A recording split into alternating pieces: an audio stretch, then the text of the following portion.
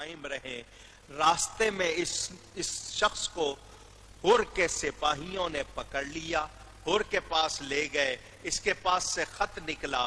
حر نے کہا تم یہ خط لوگوں تک نہیں پہنچا سکتے، ہاں اگر تم اس وقت یہ اعلان کرو کہ تم نواسہ رسول کو چھوڑ چکے ہو اور ان سے علیحدگی کا اعلان کرو، ان کے بارے میں غلط باتیں کرو تو تمہیں چھوڑ دیں گے۔ ان کو جب کھڑا کیا گیا تو کہا تو یہ گیا تھا کہ امام کو برا بھلا کہو، انہوں نے حر کو برا کہا، یزید کو برا کہا، وہ کیسے برداشت کرتا؟ امام کے اس ساتھی کو بھی قتل کر دیا گیا۔ راستوں کی ناکہ بندی ہوئی ہے، امام ابھی راستے میں ہی ہیں، آپ کو حضرت مسلم بن عقیل کی شہادت کی خبر ملی۔ آپ نے استرجاع انا للہ و انا الیہ راجعون، اس کو کلمہ استرجاع کہتے ہیں، یہ پڑھا اور حیران ہوئے۔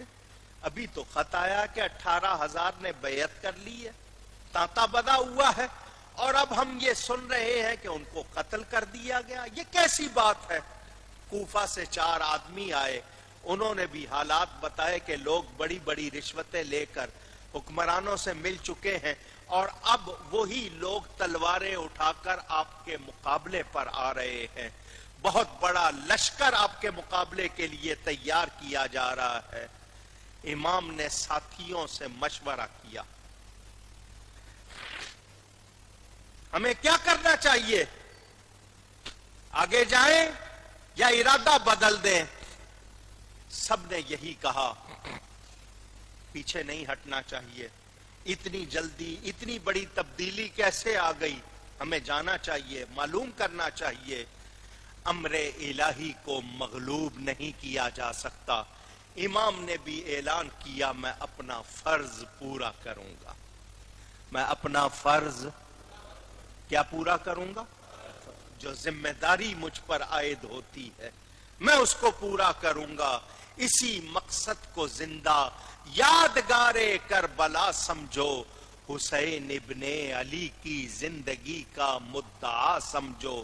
وہ لوگ جو آج زبانیں کھول کر اپنے منہ پھاڑ کر باتیں کرتے ہیں، ان کو سوچنا چاہیے امام کے پیش نظر اپنی جان ہوتی وہ واپس لوٹ جاتے، ان کے پیش نظر دنیا ہوتی وہ سودا کر لیتے، مگر امام نے قربانی دی، کیوں؟ ان کے پیش نظر دنیا نہیں تھی، دین تھا۔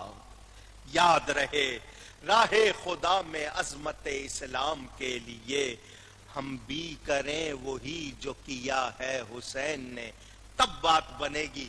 آج صرف زبانی جمع خرچ ہے، مقصد کو بھلا دیا، چند رسمیں شرعی یا غیر شرعی پوری کی جاتی ہے، کہیں مجلس ہو گئی، کہیں سبیل لگ گئی، کہیں جلوس نکل گئے، کہیں مہندیاں ہو گئی۔ کیا یہی امام کی قربانی اسی کے لیے تھی؟ ہم یہی کر سکتے ہیں؟ اس پیغام کو ہمیں یاد رکھنا ہے کہ امام تقوی کی بقا چاہتے تھے۔ آج ہماری زندگی تقوی سے خالی ہے، فتووں کے کھیل ہو رہے ہیں، تو کیا یہی مقصد تھا امام کا؟ نہیں، امام دین کے لیے نکلے تھے، دین کی سربلندی کے لیے نکلے تھے۔ راستے میں حر بن یزید ریاحی 1000 مسلح جوان لے کر امام کی گرفتاری کے لیے آیا، امام سے آ کر ملا، مجھے بھیجا گیا ہے آپ کو گرفتار کرنے کے لیے۔ آپ نے پوچھا ہمارا جرم؟ اس نے کہا مجھے یہ بتایا گیا کہ آپ نے بادشاہ وقت کے خلاف بغاوت کی ہے۔ فرمایا بغاوت تو اس کو کہتے ہیں کسی کو امیر مان لیا جائے اور پھر اس کے خلاف بات کی جائے تو بغاوت ہوتی ہے۔ ہم نے تو یزید کی بیعت ہی نہیں کی، پھر بغاوت کیسی؟ میں تو مدینہ سے مکہ آ گیا تھا، مجھے کوفہ والوں نے بلایا ہے، ان کی دعوت پر جا رہا ہوں۔ امام نے کہا کوفے والوں کے خط لاؤ، وہ خط اس کے سامنے رکھ دیے، سارے حالات بتائے۔ حر پیدائشی طور پر نیک تھا، پیدائشی طور پر نیک بخت تھا، نیک تھا۔ اس نے کہا جی میں نے آپ کو گرفتار کر کے بھی کوفہ ہی لے جانا ہے اور آپ کوفے ہی جا رہے ہیں، میں آپ کو گرفتار تو نہیں کروں گا مگر کسی اور طرف جانے بھی نہیں دوں گا۔ لیکن اس کی سعادت کی ایک یہ بھی اس کی نشانی تھی، راستے میں جب کبھی نماز کا وقت آتا یہ الگ نماز نہیں کرتا تھا، امام کے پیچھے پڑھتا تھا، امام کے ساتھ رہا۔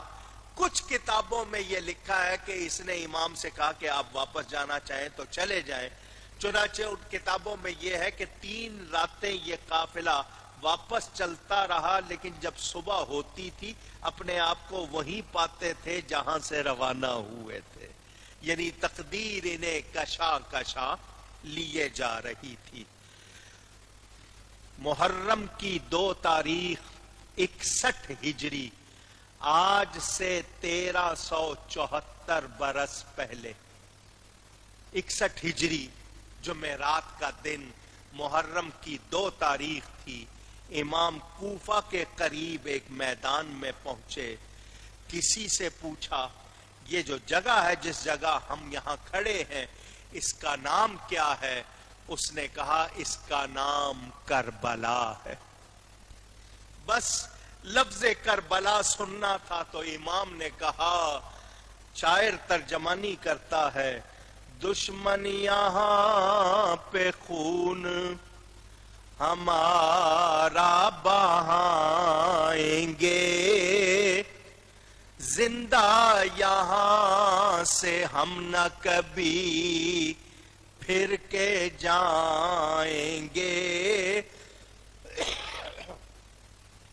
آل نبی کا ہوگا اسی جا پہ امتحان، سب تشنہ لب یہاں پہ سرپ نہ کٹائیں گے، کرب و بلا ہے نام اسی سرزمین کا، بچے یہاں پہ پانی کا قطرہ نہ پائیں گے، ہوگا یہاں شہید ہر ایک مصطفیٰ کا لال، اور لاش قتل گاہ سے ہم سب کی لائیں گے۔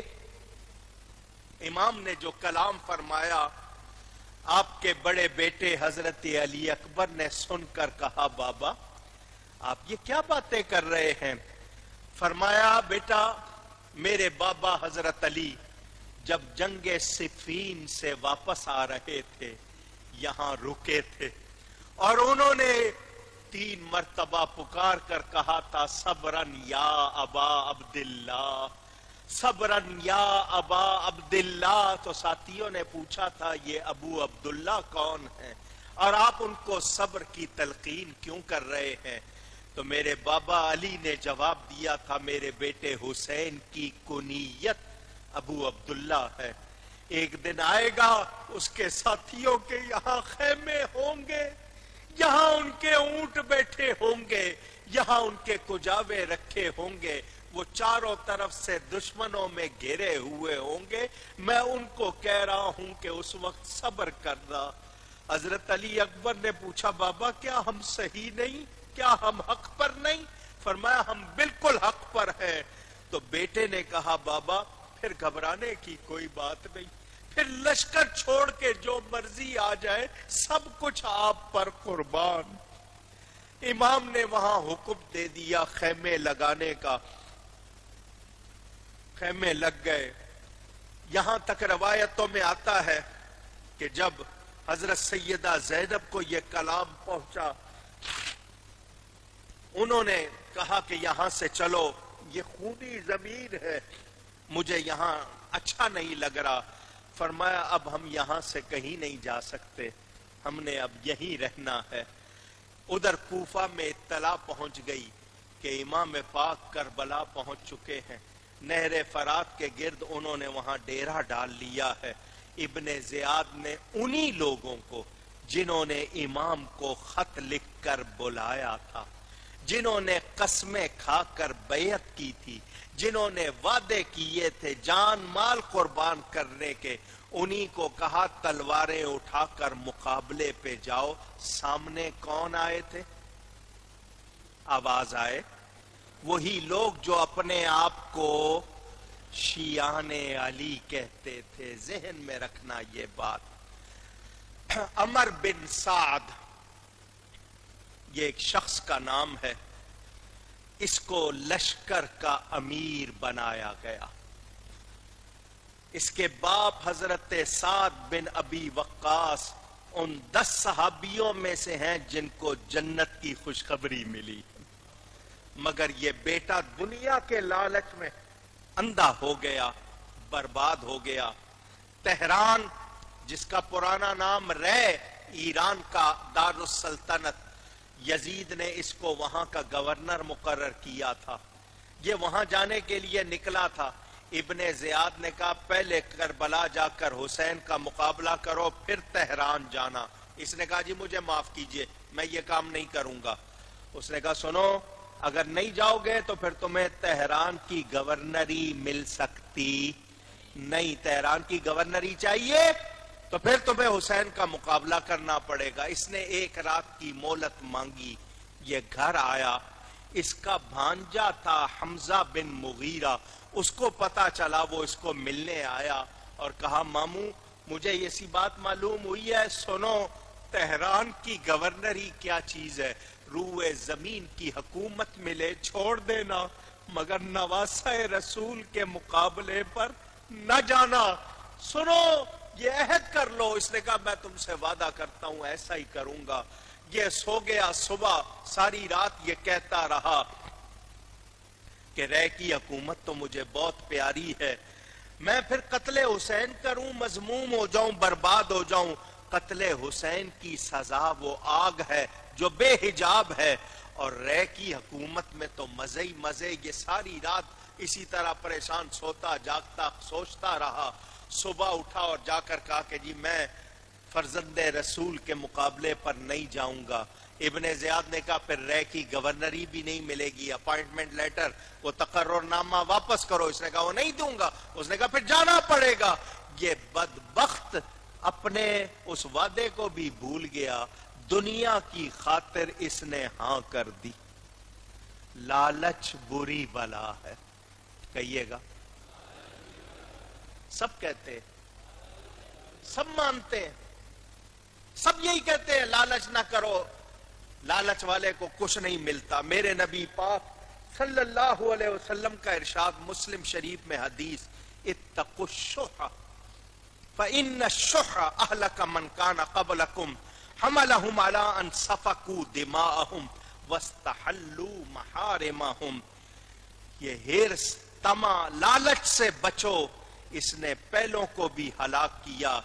یہ جو خون ریزی، قتل و غارت، اس کا سبب بھی یہی ہے، اور یہی لالچ حرام کو حلال اور حلال کو حرام بنانے والی بھی یہی ہے۔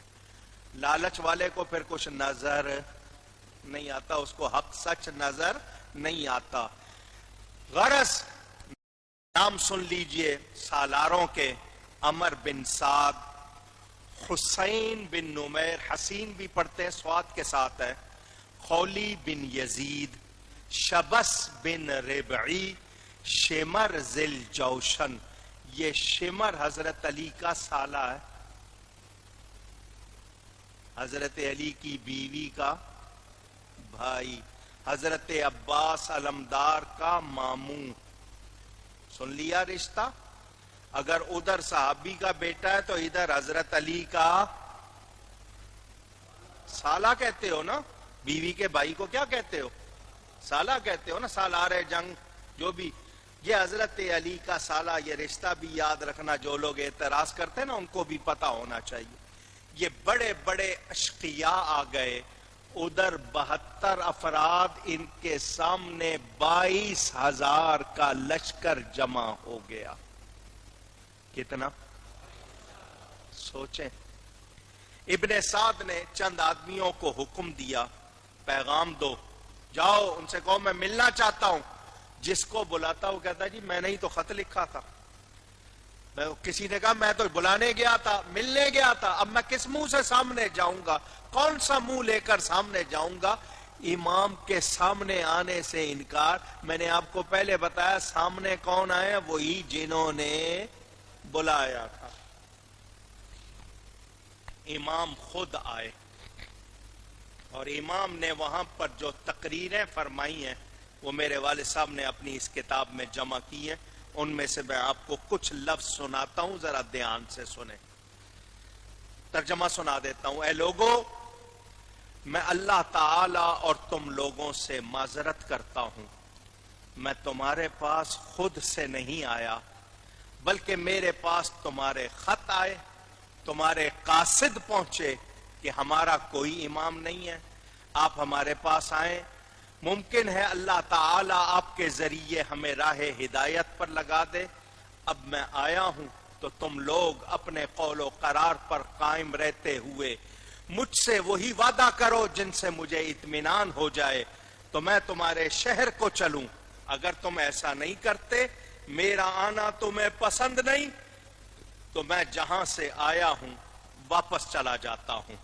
پھر آپ نے فرمایا, اے لوگو, اگر تم اللہ سے ڈرو اور حق والے کے حق کو پہچانو تو یہ اللہ کی رضا کا باعث ہوگا.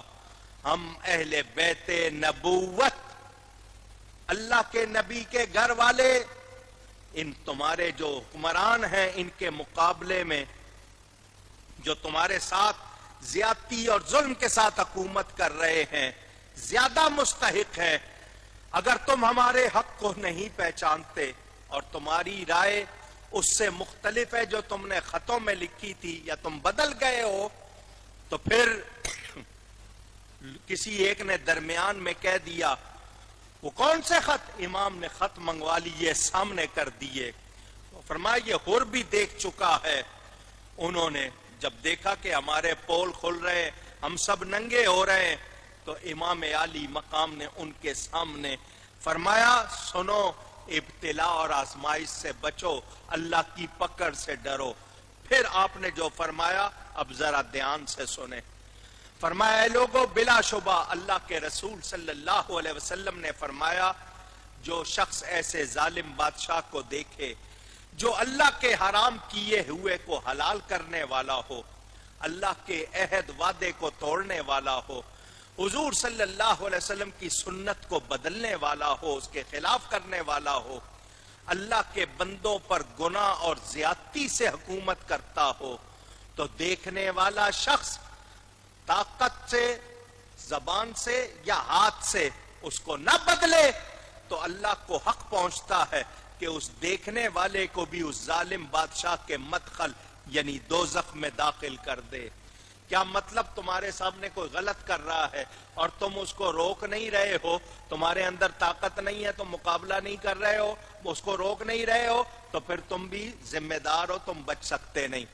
آگاہ ہو جاؤ, ان لوگوں نے شیطان کی اطاعت اختیار کی ہے, رحمان کی اطاعت کو چھوڑ دیا ہے, ملک میں فساد برپا کر دیا ہے, حدود شرع کو معطل کر دیا یعنی اسلامی سزاؤں کو ختم کر دیا, مال غنیمت کو اپنے لیے مخصوص کر لیا, اللہ کے حرام کیے ہوئے کو حلال اور اللہ کے حلال کیے ہوئے کو حرام ٹھہرا دیا ہے.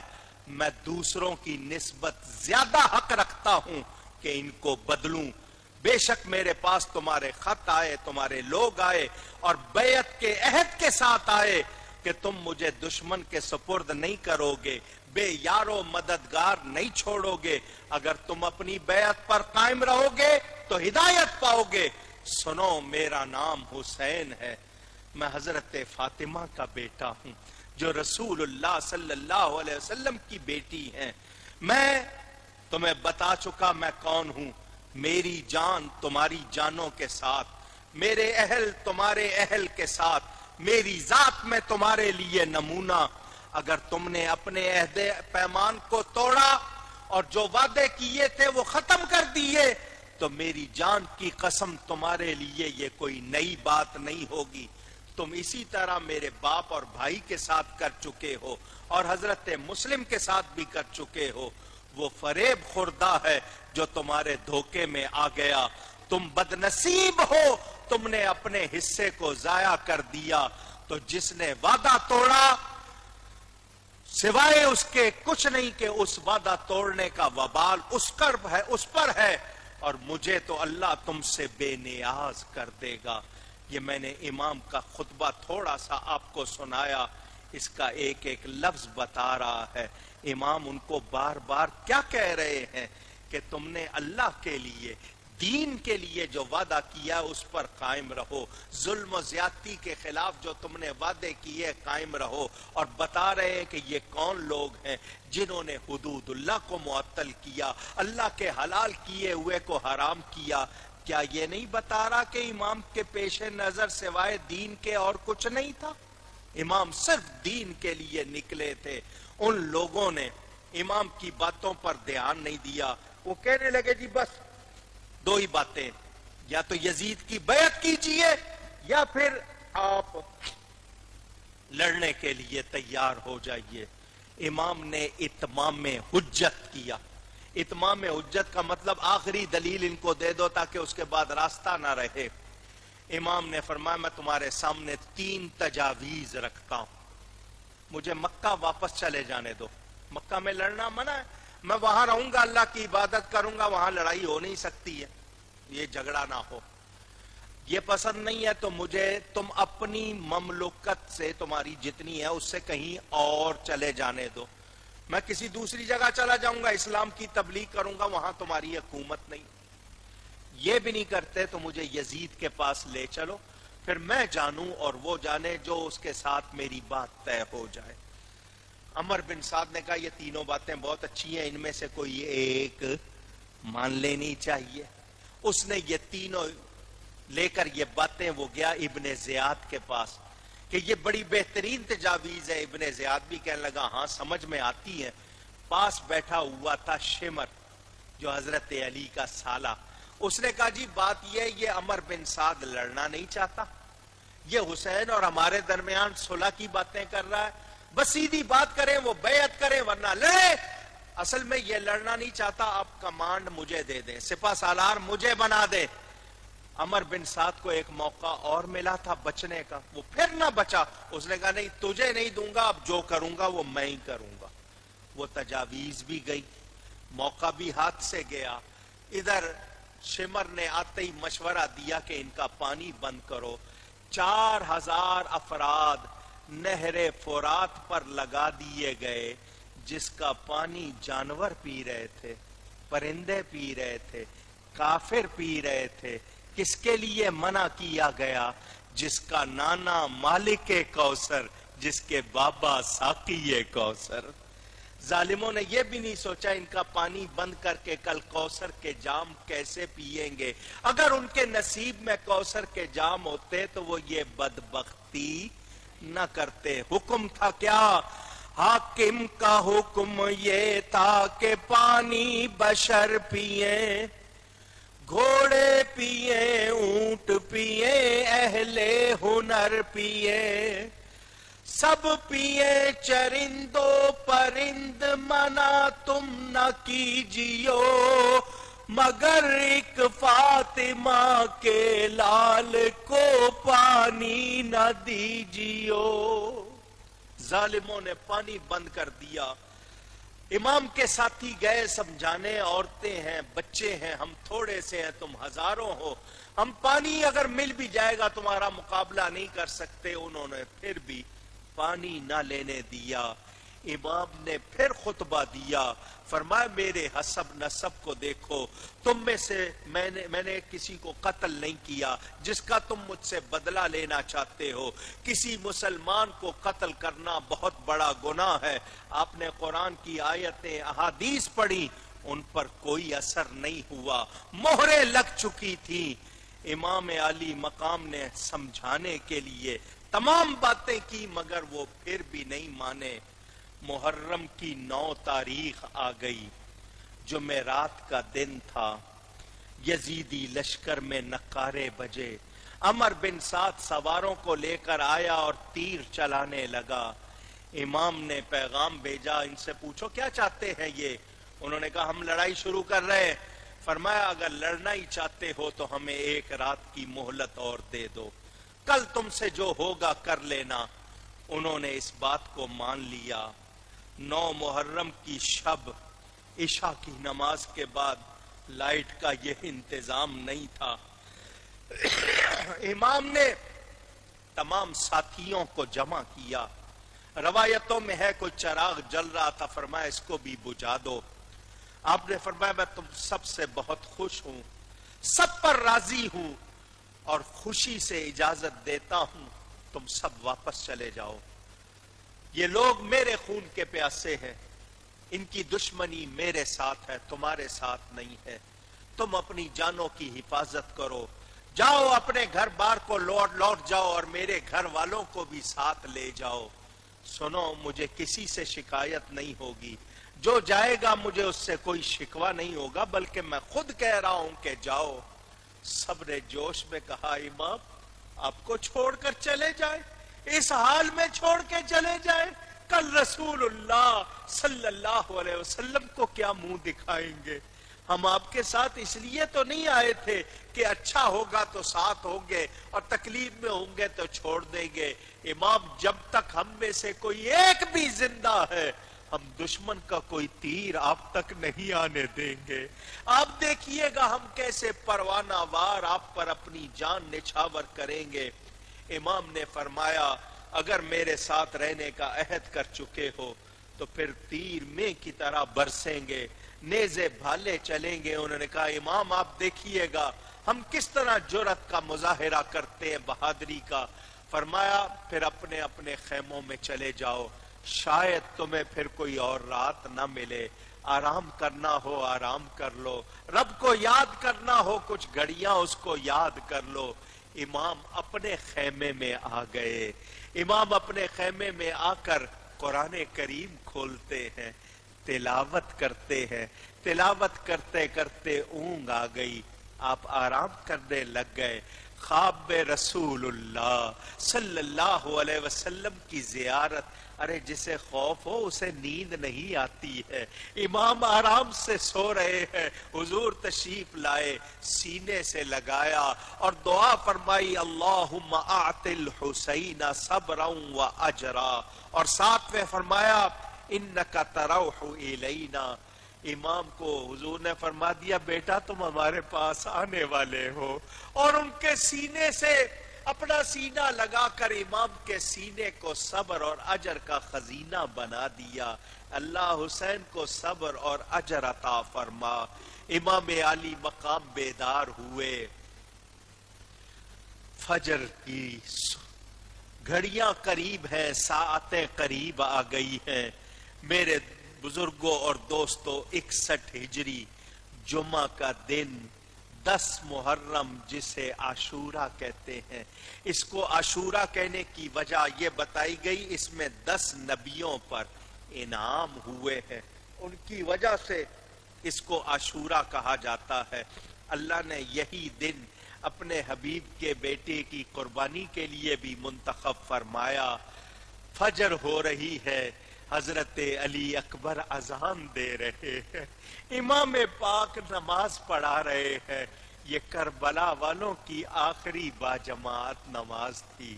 کتنا مزہ آ رہا ہوگا, کیفیت کیا ہوگی. دن شروع ہوا سجدوں سے نمازوں سے, یہ رفعت کی سحر ہے, رونے کی تذلل کی عبادت کی سحر ہے. ہائے یہ سحر رنج و مصیبت کی سحر ہے. عاشور محرم ہے, شہادت کی سحر ہے. لٹنے کا تباہی کا پریشانی کا دن ہے, اولاد پیغمبر کی یہ قربانی کا دن ہے. امام دعا کرتے ہیں وہ صبر دے الہی جس میں خلل نہ آئے، تیروں پہ تیر کھاؤں ابرو پہ بل نہ آئے۔ امام نے ایک مرتبہ پھر ان کے سامنے خطبہ پڑھا، اللہ سے ڈرایا، مگر انہوں نے کہا ہمارے پاس کوئی گنجائش نہیں، آپ یزید کی بیعت کریں ورنہ لڑنے کے لیے تیار ہو جائے۔ فرمایا ظالم فاسق و فاجر کی یزید کی بیعت کر کے زندہ رہنا یہ ذلت ہے، میں ذلت کی زندگی اختیار نہیں کروں گا، عزت کی موت اختیار کروں گا۔ امام نے ان کو بہت سمجھایا، جب سرے محشر وہ پوچھیں گے ہمارے سامنے کیا جواب جرم دو گے تم خدا کے سامنے، مگر بدبختی ان لوگوں کا مقدر بن چکی تھی، آنکھوں پر عقلوں پر پردے پڑ گئے تھے، دلوں پر مہریں لگ گئی تھی، حق سمجھنے کی صلاحیت ان سے چھن چکی تھی، ختم ہو چکی تھی۔ عمر بن سعد نے تیر پر تیر چلانا شروع کر دیا اور کہا گواہ رہنا دشمن کی طرف پہلا تیر چلانے والا میں ہوں معاذ اللہ۔ وہ فخر و غرور کے کلمے کہتے ہوئے تیر چلا رہے تھے، تیر خیموں میں آ کر گرنے لگے۔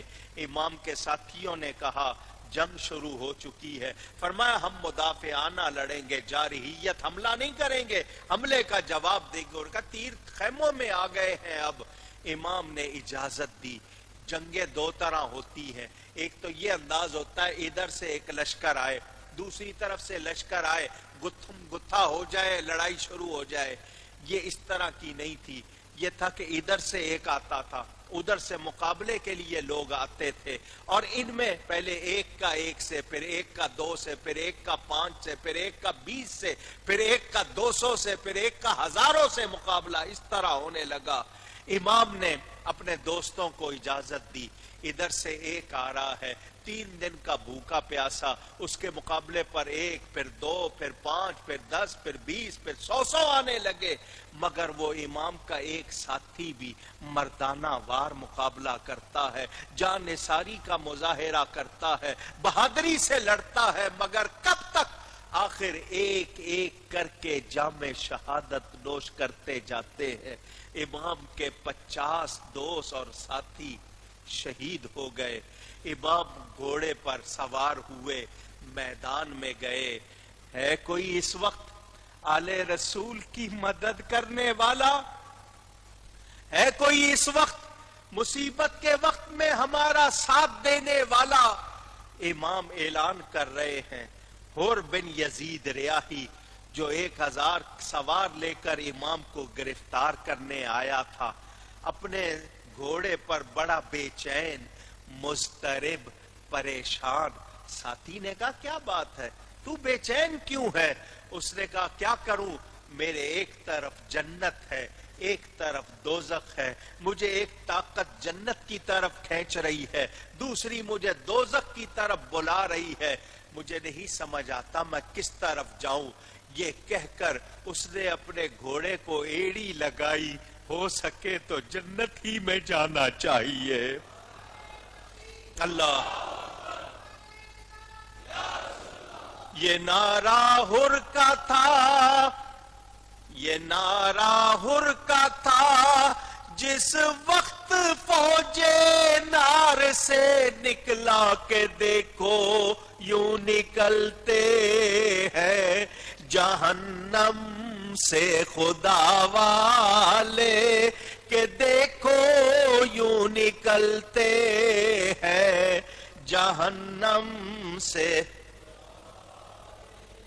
حسین ابن علی کی کیا مدد کر سکتا تھا کوئی، حسین ابن علی کی کیا مدد کر سکتا تھا کوئی، یہ خود مشکل کشا تھے اور تھے مشکل کشا والے، یہ خود مشکل کشا تھے اور تھے مشکل کشا والے، ہزاروں میں 72 تن تھے، تسلیم و رضا والے، حقیقت میں خدا ان کا تھا اور یہ تھے خدا والے۔ دوائے درد عصیاں پنجتن کے در سے ملتی ہے، زمانے میں یہی مشہور ہے دارو شفا والے۔ اور کسی نے امام سے پوچھ لیا اب کون ہے، کہاں کے ہیں؟ کسی نے جب وطن پوچھا تو یوں حضرت نے فرمایا مدینے والے کہلاتے تھے، اب ہے کربلا والے۔ مدینے والے کہلاتے تھے، اب ہے کربلا والے۔ بات کیا تھی؟ ایک آدمی کے آ جانے سے کیا فرق پڑنا تھا؟ 22,000 میں سے اگر ایک آ گیا تو کیا فرق پڑنا تھا؟ مگر امام کی نظر دیکھ رہی تھی، ہے جنتی کھڑا ہے دوزخیوں میں، ہے نیک بخت کھڑا ہے بدبختوں میں۔ امام کا اعلان کرنا سبب بن گیا اور یہ اس کو وہاں سے نکلنے میں مدد دے گیا۔ اور آیا آ کے امام کے قدموں کو چھوا، میں ہی وہ شخص ہوں جو سب سے پہلے آپ کو گرفتار کرنے آیا تھا۔ مجھے نہیں پتا تھا ان کی بدبختی اس حد تک بڑھ جائے گی۔ میں تو یہ سمجھتا تھا جس طرح آپ کے والد حضرت علی اور امیر معاویہ میں صلح ہو گئی تھی، آپ کے بھائی امام حسن اور حضرت امیر معاویہ میں صلح ہو گئی تھی، اسی طرح آپ کی بھی کوئی بات ہو جائے گی۔ مگر یہ تو آپ کا پانی بند کر کے آپ کے خون کے پیاسے بن گئے ہیں۔ میں ہی وہ شخص ہوں جو آپ کو گرفتار کرنے آیا تھا، مگر میری آنکھیں کھل گئی ہیں۔ آج میں اپنی جان آپ پر قربان کروں تو کیا مجھے آپ کے نانا کی شفاعت مل جائے گی؟ کیا میری معافی ہو جائے گی؟ امام نے آگے بڑھ کے سیدھے سے لگایا، فرمایا اور میرے نانا جان رسول اللہ صلی اللہ علیہ وسلم کا ارشاد، التائب من الذنب کمن لا ذنب لہ، توبہ کرنے والا ایسا جیسے اس نے گناہ کیا ہی نہیں۔ جو سچی توبہ کر لے تو اگر واقعی نادم ہے، توبہ کرتا ہے اور ہم پر اپنی جان قربان کرتا ہے تو ضرور نانا جان کی شفاعت تجھے ملے گی۔ مگر ہور تو ایسے وقت آیا ہے ہم تجھے پانی بھی نہیں پلا سکتے، ہمارے گھر سے کوئی خالی نہیں گیا، مگر سن وعدہ کرتے ہیں کل قیامت کے دن کوثر کا جام خود بعد میں پیئیں گے، تجھے پہلے پلائیں گے۔ اور اجازت لے کر میدان میں گیا اور میدان میں جا کر اس نے کہا کدھر پھر رہے ہو، کیا کر رہے ہو، کس کے سامنے نکلے ہوئے ہو، ہوش ہے یا نہیں تمہیں، کچھ خیال ہے یا نہیں، کیا کر رہے ہو، کس کے سامنے کھڑے ہو، جانتے نہیں ہو اسی کے نانا کا کلمہ پڑھتے ہو؟ سنو، مجھ جیسے شخص کو انہوں نے معاف کر دیا ہے، تم بھی معافی مانگ لو اور ان کے قدم تھام لو۔ سنو، اگر تم نے معافی نہیں مانگی تو دنیا و آخرت میں بربادی کے سوا کچھ نہیں ہوگا۔ وہ کہنے لگے عمر بن سعد اور دوسرے، یہ ہمارا جرنیل تھا، دشمنوں سے مل گیا ہے، معاذ اللہ ان کے الفاظ، باغیوں سے مل گیا ہے، اس کو نہیں چھوڑو، اس پر بھی یلغار کر دو۔ اور 3 دن کے پیاسے نہیں تھے، جنگجو تھے، مقابلہ کیا، اتنے ماہر تھے، ان کو دوڑاتے ہوئے دور تک لے گئے، دوڑاتے ہوئے آگے کوئی ٹھہر نہیں پا رہا تھا، دور تک لے گئے، مگر پیچھے سے لوگوں نے یلغار کی، وہ اکیلے تھے، ان پر تیروں کا می برسایا اور اتنے زخم لگائے کہ وہ بھی زخموں سے چور چور ہو کر جب گھوڑے سے گرے تو یہی کہہ رہے تھے حسین اب تو ضرور تیرے نانا کی شفاعت مل ہی جائے گی، ضرور وہ راضی ہو جائیں گے۔ آج تک اور کا مزار فاصلے پر ہے، جہاں جہاں کسی کا مقدس لاشا تھا وہیں دفن ہوا۔ امام علی مقام کے سامنے ایک اور واقعہ بتایا جاتا ہے، پھر سنا دیتا ہوں۔ مجھ سے 2-3 افراد نے خاص طور پر کہا جی ضرور سنا دیجئے گا۔ کربلا کے مضافات میں جس طرح کسی بستی کے پڑوس میں علاقے ہوتے ہیں، سبرب جن کو کہتے ہیں، ایک گھر میں ایک نوجوان کی نئی نئی شادی ہوئی تھی۔ وہ جب گھر میں آیا تو دیکھا اس کی ماں رو رہی تھی۔ بیٹا پریشان ہوا، ماں سے پوچھنے لگا ماں کیا بات ہے، تو کیوں رو رہی ہے؟ میری بیوی نے کچھ کہہ دیا، کسی بات سے تجھے تکلیف پہنچی، میری کوئی حرکت، کیا بات ہے؟ اس نے کہا بیٹا تیری بیوی نے کچھ نہیں کہا، ایسی کوئی بات نہیں ہے، بس میں رو رہی ہوں، مجھے تکلیف ہے۔ ان کا کیا تکلیف ہے، بتا میں تیرے لیے کیا کر سکتا ہوں۔ اس نے کہا میں اگر بتا دوں تو کیا واقعی مجھے خوش کرے گا؟ اس نے کہا ماں تو بول تو صحیح، مجھ سے جو ہو سکے گا میں ضرور کروں گا۔ اس ماں نے کہا بیٹا مجھے پتا چلا ہے نواسہ رسول سیدنا حسین اس وقت کربلا میں یزیدی فوج کے درمیان گھرے ہوئے ہیں، ان پر پانی بھی بند کر دیا گیا ہے، انہیں قتل کیا جا رہا ہے۔ بیٹا میں پریشان کہ میں ایک عورت ہوں، میں کیا کر سکتی ہوں، تو اگر واقعی مجھے خوش کرنا چاہتا ہے، نہیں مجھے نہیں اللہ اور اس کے رسول کو خوش کرنا چاہتا ہے، تو بیٹا ان پر اپنی جان قربان کر دے، اس وقت اگر جنت لینی ہے تو جنت تجھے مل جائے گی۔ بیٹے نے کہا ماں تجھے پتا میری شادی ابھی تازی ہوئی ہے، چند روز ہی تو ہوئے ہیں، تو میں ذرا بیوی سے بات کر لوں۔ ماں نے کہا بیٹا بیوی کو دیکھ کر بیوی سے بات کر کے تو تیرا ارادہ بدل جائے گا، وہ تجھے کچھ نہ کچھ کہے گی پھر تو نہیں مانے گا۔ اس نے کہا بات تو کر لینے دو۔ بیوی کے پاس آیا، اس کو ساری بات سنائی اور کہا میں جانا چاہتا ہوں۔ اس نیک بخت نے کہا جا رہے ہو تو اکیلے نہ جاؤ، مجھے بھی لے کے جاؤ، اگر تم شہید ہو گئے میں رسول زادیوں کی نوکرانی بن جاؤں گی، ان کی خادمہ بن جاؤں گی، مجھے ساتھ لے کر جاؤ۔ یہ خوش ماں کے پاس آیا کہ ماں تو کہتی تھی کہ کہیں وہ تجھے روک نہ دے، وہ تو میرے ساتھ چلنے کو تیار ہے۔ ماں نے کہا بیٹا جب تم دونوں جا رہے ہو تو میں بھی پیچھے نہیں رہوں گی، میں بھی تمہارے ساتھ چلتی ہوں، سنو تھوڑا سا پانی لے لو، شاید ہم ان تک پہنچ جائیں۔ انہوں نے اپنے گھر کا دروازہ بند کیا، ادھر جنت والوں نے ان کے لیے جنت کے دروازے کھول دیے۔ یہ خاتون جب جانے لگی، عمر بن سعد کے سپاہیوں نے ان کی تلاشی لی اور ان سے پانی لے لیا۔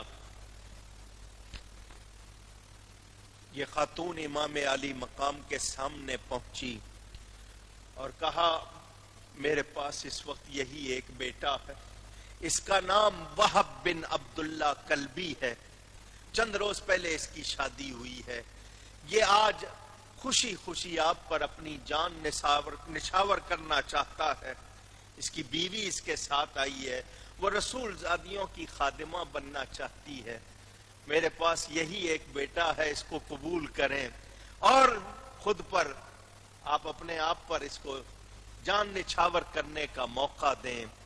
امام نے وہب بن عبداللہ کو سینے سے لگایا، میدان کی طرف رخصت کیا، فرمایا بیٹا آئے ہو لیکن تمہاری اور حر کی انشاءاللہ جنت میں دعوت کریں گے، وہاں تمہاری مہمانی کریں گے، اب تو مجبور ہیں۔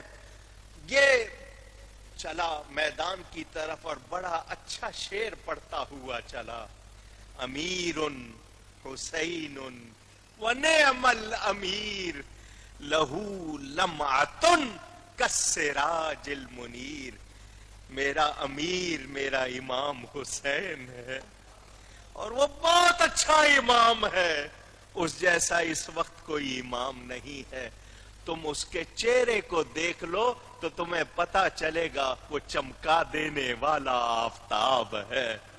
وہ یہ پڑھتا ہوا جا رہا ہے، میدان میں پہنچا، یزیدی لشکر کو للکارا مگر تنہا تھا، اس نے مقابلہ کیا، کب تک لڑتا، بالآخر یہ بھی جام شہادت نوش کر گیا۔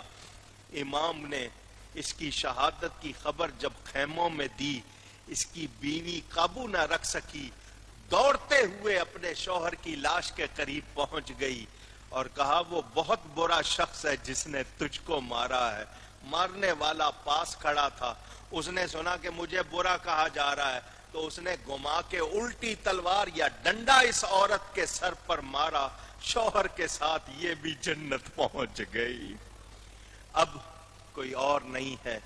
امام پھر سوار ہوتے ہیں، حل من مغیث یغیثنا، ہے کوئی ہماری مدد کرنے والا، جان قربان کر کے جنت جانے والا، مگر ان کے سامنے کچھ نہیں۔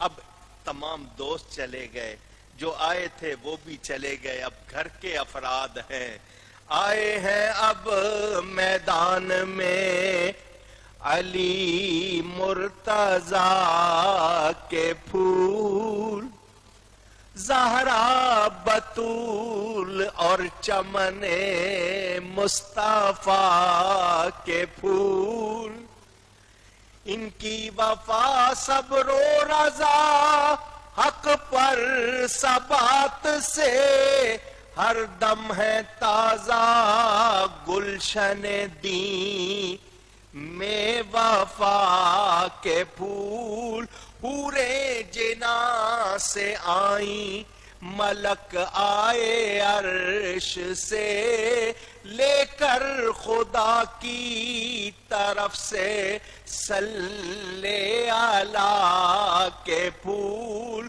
ہوشیار اہل بیت کی نعشوں سے اے زمین کملا نہ جائے، یہ ہے رسول خدا کے پھول۔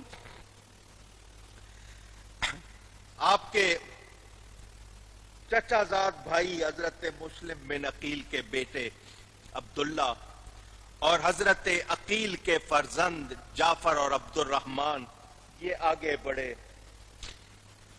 ہمیں بھی اجازت دیجیے، ہم جائیں گے، ان ظالموں سے ہم لڑیں گے، آپ پر اپنی جان نچھاور کریں گے۔ روایات کے مطابق ان تینوں نے مل کر 140 یزیدیوں کو مارا۔ جرأت کا مظاہرہ، حالانکہ 3 دن کی پیاس اور بھوک کی وجہ سے ان کا کیا حال ہوگا، مگر مردانہ وار مقابلہ کیا۔ میں نے آپ کو بتایا ایک کا مقابلہ ایک سے نہیں، امام کی طرف سے ایک آتا ہے، ادھر سے سینکڑوں ٹوٹ پڑتے ہیں، امام کا ایک بھی ان پر بھاری رہتا ہے، مگر کب تک؟ ان تینوں کی شہادت ہوئی، امام آئے، ایک ایک کا ناشا اٹھا کر لے جا رہے ہیں، خیموں کے پاس رکھ رہے ہیں۔ میرے سامنے بیٹھے ہوئے آپ جتنے بھی ہیں، ذرا ایمان کے ساتھ میری بات کا جواب دیں، گھر میں 4 لاشیں پڑے ہوں، آپ کو دشمنی یاد رہتی ہے؟ آپ کو کسی اور کا خیال آتا ہے؟ غم کی وجہ سے آپ دشمن سے صلح پر مجبور ہوتے ہیں اپنے آپ کو، آپ اپنے آپ کو کمزور سمجھ رہے ہوتے ہیں، اس وقت آپ کا بس نہیں چلتا کسی طرح مجھ سے تکلیف جائے، سوچ کے زاویے بدل جاتے ہیں، جس کو انگلش میں کہتے ہیں نا سائیکی چینج ہو جاتی ہے۔ وہاں 50 دوست چلے گئے، اور گیا وہب بن عبداللہ کلبی اب قریبی عزیز جا رہے ہیں، امام کے عزم و ثبات میں فرق نہیں آیا۔ لوگ کہتے ہیں مومن کی مدد تو اللہ کا ذمہ، وکان حقا علینا نصر المومنین، اللہ فرماتا ہے مومن کی مدد کرنا ہمارا ذمہ ہے، تو امام کی مدد کیوں نہیں ہوئی؟ امام ٹھوکر مارتے، کرامت دکھاتے، چشمہ جاری ہوتا، امام ہواؤں کو حکم دیتے، وہ آندھی بن کر آتی، یزیدی لشکر کو اڑا کے لے جاتی، امام کرامت دکھاتے، وہ سارے کے سارے اندھے ہو جاتے۔ یہ لوگ آج سوچتے ہیں اور کہتے ہیں، میں نے پہلے کہا دین کی سمجھ نہ ہو تو کربلا سمجھ نہیں آتا۔ یہ بیدار ذہن ہوگا، روشنی والا ذہن ہوگا جس میں امام کا کردار چمکے گا. ہر ایک کو سمجھ نہیں آتی. ہاں قرآن کہتا ہے کہ مومنوں کی مدد ہمارا ذمہ.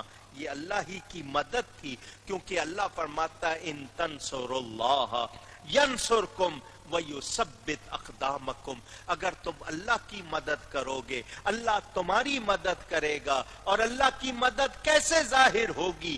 تکلیف میں اللہ تمہیں ثابت قدمی عطا فرمائے گا. امام اور ان کے اہل خانہ کا اس وقت صبر یہ اللہ کی مدد نہیں تھا تو اور کیا تھا. دل پھٹ جاتے ہیں، کلیجے فیل ہو جاتے ہیں، انسان کی عقل زائل ہو جاتی ہے. ایسے میں بھی امام کا صبر و ثبات یہ اللہ کی مدد تھا. میرے دوستوں اور بزرگوں، میدان امتحان میں کرامتیں نہیں دکھائی جاتی، کردار دکھایا جاتا. امام چاہتے تو وہ سب کچھ بھی ہوتا. لوگوں نے یہ سمجھا امام کی مدد یہ ہوتی کہ پانی مل جاتا، امام کسی طرح نکل جاتے. نہیں، یہ امام کی مدد ہوئی کہ وہ ثابت قدم رہے. اور یہ امام کی سب سے بڑی کرامت ہے کہ انہوں نے سب کچھ قربان کر دیا، حق سے قدم پیچھے نہیں ہٹایا. یہ سب سے بڑی ان کی کرامت ہے. میرے دوستوں اور بزرگوں، امام علی مقام کے بھائی حضرت علی کے بیٹے آئے. ہمیں اجازت دیجئے، ہم جائیں گے، ہم لڑیں گے. ابو بکر، عمر، عثمان، جعفر بن علی رضی اللہ عنہ، چار بھائیوں کو اجازت دے دی. عباس کو روک لیا. ان چاروں نے جا کر ثابت کیا کہ ہم شیر خدا کے بیٹے ہیں. انہوں نے جوہر دکھائے، بہادری دکھائی، مگر یہ چار، ان کے مقابلے پہ وہاں ہزار. یہ کب تک مقابلہ کرتے؟ یہ بھی جام شہادت نوش کر گئے. امام کے سامنے ایک اور تڑپا دینے والا منظر، دل ہلا دینے والا منظر. آپ کے بھائی حسن مجتبیٰ کی آنکھوں کے تارے، چاروں بھتیجے کھڑے ہیں. چچا جان ہمیں بھی اجازت دیجئے، ہم بھی آپ پر جان قربان کریں گے. ان میں ایک وہ ہے جس کا نام قاسم ہے. فرمایا بیٹا تجھے اجازت نہیں دوں گا. میرے بھائی حسن مجتبیٰ کی یہ خواہش تھی تیری شادی میری بیٹی سکینہ سے ہو، میرے بعد سکینہ سے شادی کر لینا. میں تمہیں اجازت نہیں دیتا. حضرت قاسم کہنے لگے چچا جان میرے ابا جان نے مجھے ایک وصیت لکھ کر دی تھی، میں نے بطور تعویذ اس کو اپنے پاس رکھا ہوا ہے. ابا جان نے کہا تھا جب کوئی بہت پریشانی مشکل کا وقت آئے اس کو کھول کے پڑھنا اور اس پر عمل کرنا.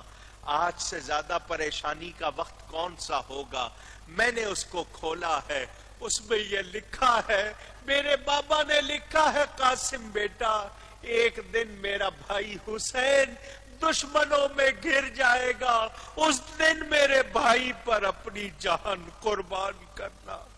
چچا جان مجھے قیدی بنا کے دشمنوں کے حوالے نہ کیجئے، اپنے ہاتھوں سے جنت کا دولہا بنا کے رخصت کیجئے.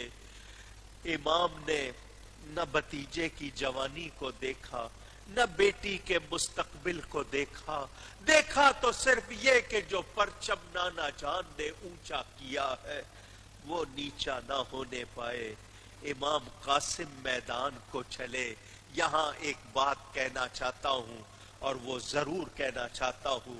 کچھ لوگوں نے یہ کہانی بنا لی کہ وہاں پر 7 محرم کو حضرت قاسم کی اور حضرت سکینہ کی مہندی ہوئی تھی، کیونکہ ان کو پتا تھا یہ ہونا ہے تو مہندی کی گئی تھی. وہ مہندیاں کرنے کا ٹائم تھا. اور میں پوچھنا چاہتا ہوں یہ مہندی کی رسم ایجاد کس کی ہے؟ کہاں سے نکلی ہے شادی پر مہندیوں کی رسم یہ جو نکلی ہے؟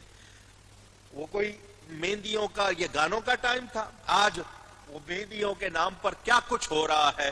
یہ لوگ جو اس طرح کی بات کرتے ہیں انہیں سمجھ نہیں آتی کہ یہ کتنی ان کی توہین کرتے ہیں. حضرت قاسم میدان کو جا رہے ہیں. کون جا رہا ہے؟ کوئی ماں کے دل کی دھڑکنوں سے پوچھے، کوئی باپ کے دل سے پوچھے. حضرت قاسم میدان میں گئے. فرمایا یہ کیا طریقہ ہے؟ ہمارا ایک آتا ہے تمہارے ہزاروں اس پر ٹوٹ پڑتے ہیں. میں علی کا پوتا ہوں، ہے کوئی تم میں تنہا میرا مقابلہ کرنے والا؟ ارزق ایک جنگجو تھا اور اس کے بارے میں مشہور تھا کہ وہ بہت ہی پہلوان ہے اور 1000 آدمی سے اکیلا مقابلہ کرتا، ایسا جنگجو۔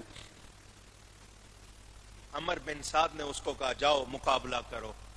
اس نے کہا واہ صاحب، آپ نے میری خوب عزت کی، یہ ایک لڑکا ہے اور میں 1000 سے مقابلہ کرنے والا بہادر، آپ کی فوج میں میرے 4 بیٹے ہیں، میرا ایک بیٹا ہی اس کے لیے کافی ہے۔ اس نے اپنے ایک بیٹے کو اشارہ کیا، جاؤ۔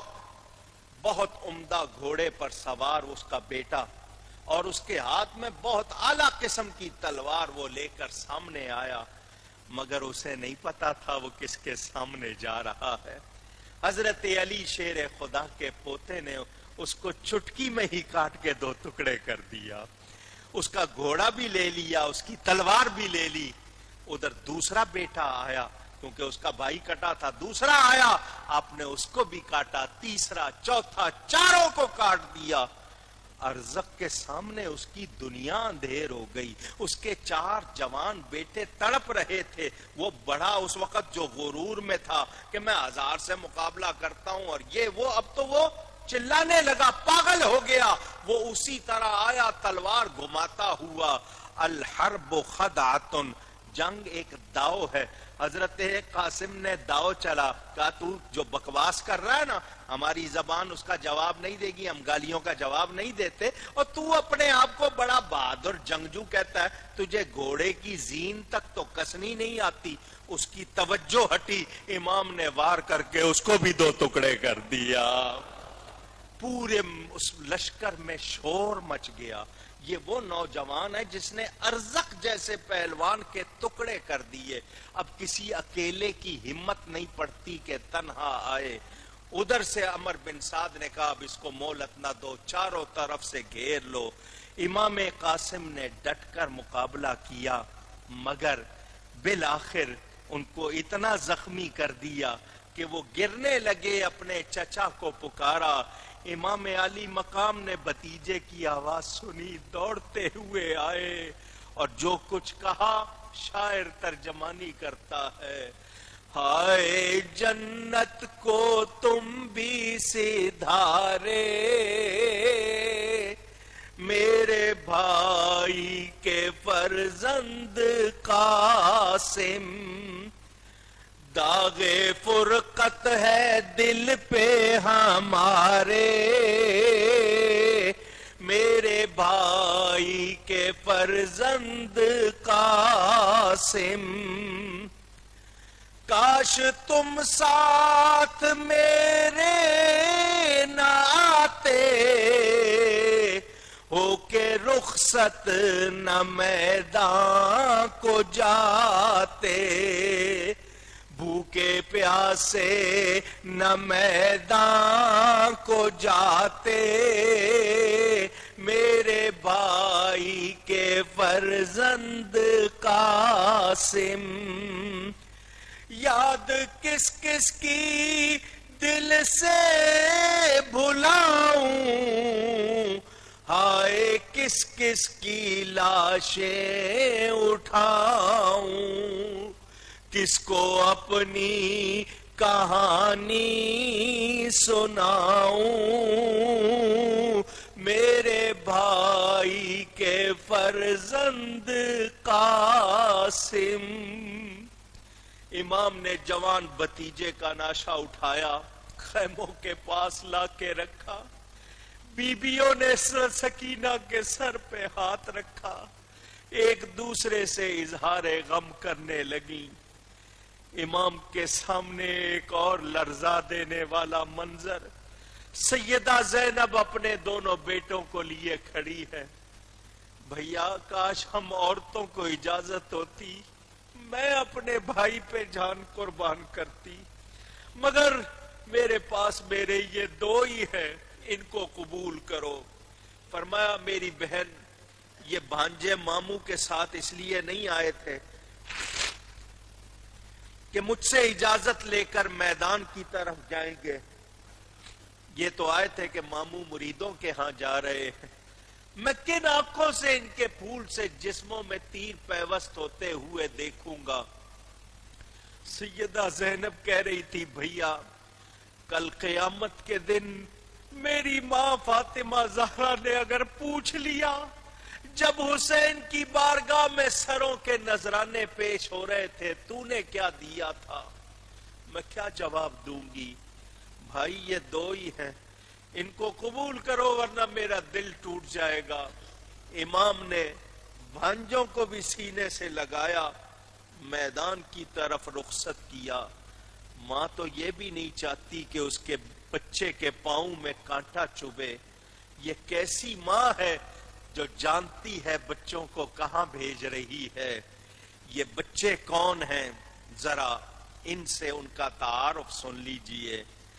دادا ہے شہنشاہ دو عالم کا مددگار، سردار جہاں فخر عرب جعفر طیار، وہ شقہ تراز علم احمد مختار، آلودہ رہی خون میں جس شیر کی تلوار، ہاتھوں کے عوض حق سے سرے دست لیے ہے، اللہ نے پر ان کو زمرد کے دیے ہیں۔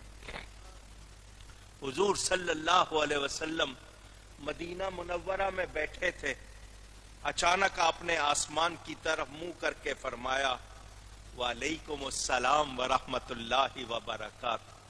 صحابہ نے عرض کی حضور کس نے سلام کیا تھا؟ فرمایا میرا چچا زاد بھائی جعفر طیار فرشتوں کے ساتھ اڑتا ہوا جا رہا تھا۔ یہ ایک جنگ میں کافروں نے ان کے بازو کاٹ دیے تھے، اللہ نے ان کو زمرد کے پر لگا دیے ہیں، یہ فرشتوں کے ساتھ پرواز کرتے ہیں۔ وہ حضور کے چچا زاد بھائی، وہ ان بچوں کے دادا۔ اب سنو نانا کون ہے؟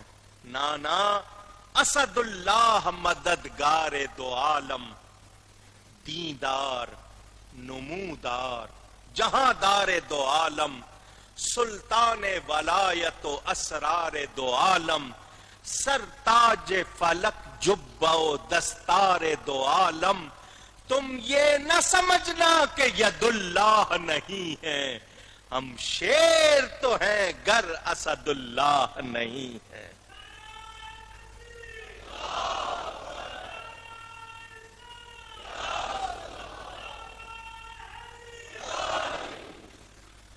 دادا جعفر طیار ہیں، نانا حضرت علی شیر خدا ہے۔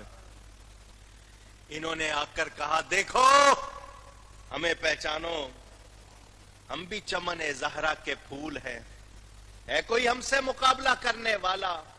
یہ کم سن تھے مگر بہادر تھے، مقابلہ کیا مگر وہ ظالم ان پر بھی تیروں کا می برسانے لگ گئے۔ مقابلہ کرتے کرتے یہ دونوں بھی جام شہادت نوش کر گئے۔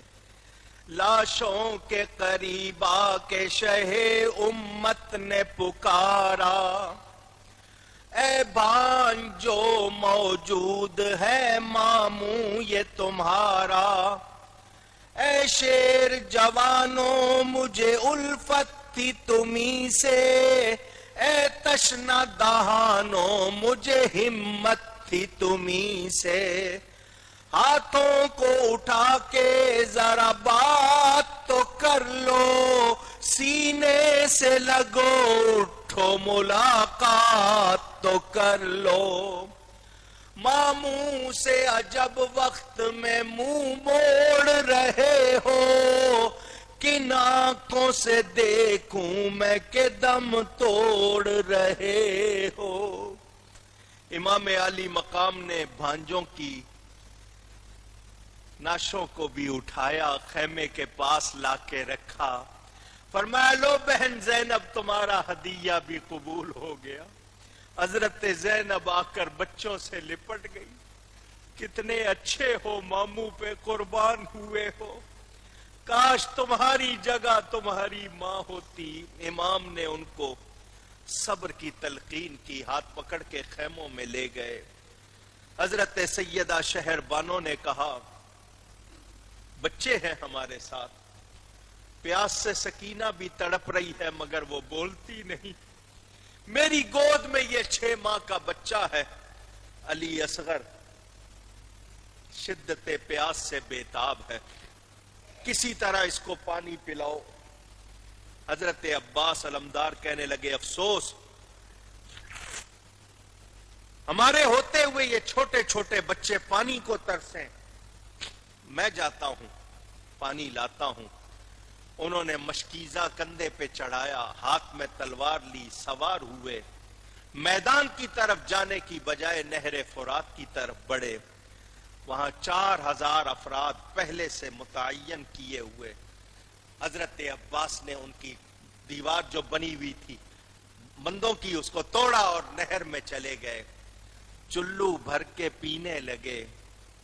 اندر سے کہیں آواز آئی ہوگی بچوں کی پیاس بجھانے آئے ہو، جب تک انہیں پانی نہ پلا لو تمہیں پانی پینا روا نہیں۔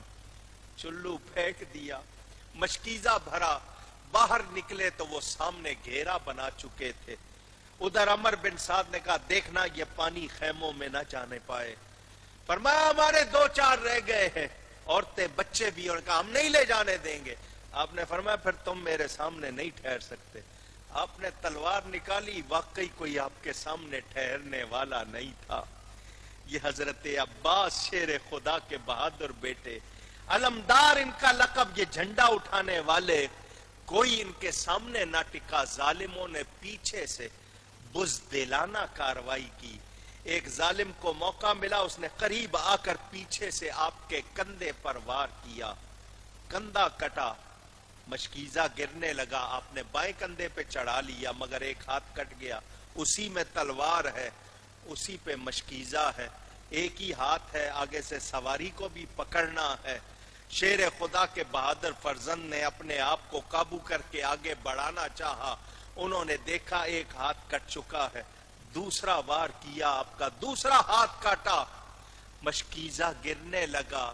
روایتوں میں ہے آپ نے دانتوں میں پکڑ لیا مگر دونوں ہاتھ کٹ چکے ہیں۔